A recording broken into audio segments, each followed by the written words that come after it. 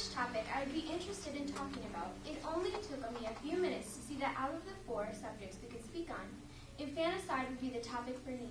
Not because it is the hottest issue of the day, because it's not. Not because it's been argued on Fox News or CNN or on the streets and coffee shops of America. It's not. I took the topic of infanticide because it is not only a reality in some burgeoning third world nations, but that it's a rising argument and newer policy issue for secular and so-called industrialized nations across this planet. In the Garden of Eden, the serpent went to Eve and told her that if she was to eat of this fruit, she could be as a god.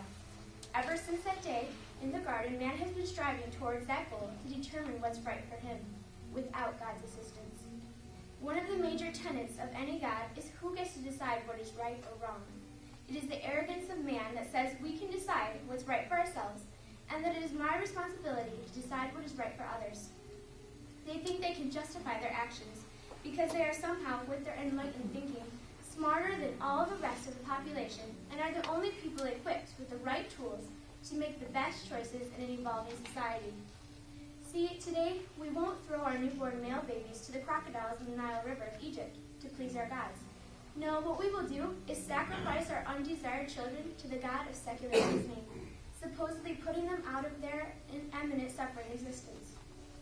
If I were to ask you today who the most evil man to ever walk the planet was, the great majority of you would say Adolf Hitler. Yet in today's modern society, we are trying to enact some of the same laws that Adolf Hitler proposed and enforced in Nazi Germany in 1930s. Here's something to think about. Hitler and his followers didn't think what they were doing was wrong. They thought they were doing what was good for our genetics, and in return, good for society as a whole. Hitler justified his actions by saying that the killing of the handicapped and disabled was no different than just pulling the weeds from a garden. In today's more modern world, there are the elite thinkers like Peter Singer, a professor lecturing at Princeton, who says babies aren't even alive and should not be considered a available human until somewhere around 30 days. This allows the opportunity for trained doctors in the field of euthanasia to observe a baby with certain disabilities. The doctor then should be able to make decisions to dispose of that child as not to be a burden on the family. Why? Because Peter Singer says he cares. Infanticide happens very often today in third world countries, like China and India, because the government will make laws limiting the population. In the meanwhile, the population demographics get disturbingly uneven. This happens when those governments turn a blind eye to the thousands of murders of infants that are occurring every day. Many of the people in America today think that infanticide can only happen in third world countries. Unfortunately, this kind of ignorance allows for countries in a modern society, such as the Netherlands, to enact active policies of infanticide without any regards to complaints of human rights violations from America.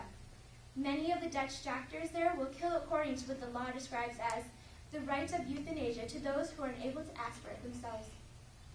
Pressure is put on parents to submit to child euthanasia if the child is considered not available to the general standards, and in some instances, the court in Holland have ruled against the parents trying to keep their children's lives.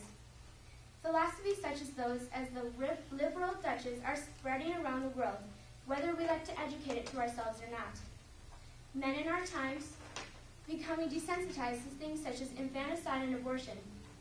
We think it is only happening in faraway lands, that it could never happen here, and that as long as it is not us, then it is not our problem.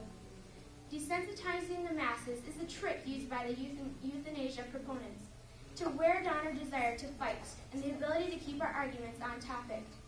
Even in conservative social circles, we have fallen into the trap of complacency when choosing our words.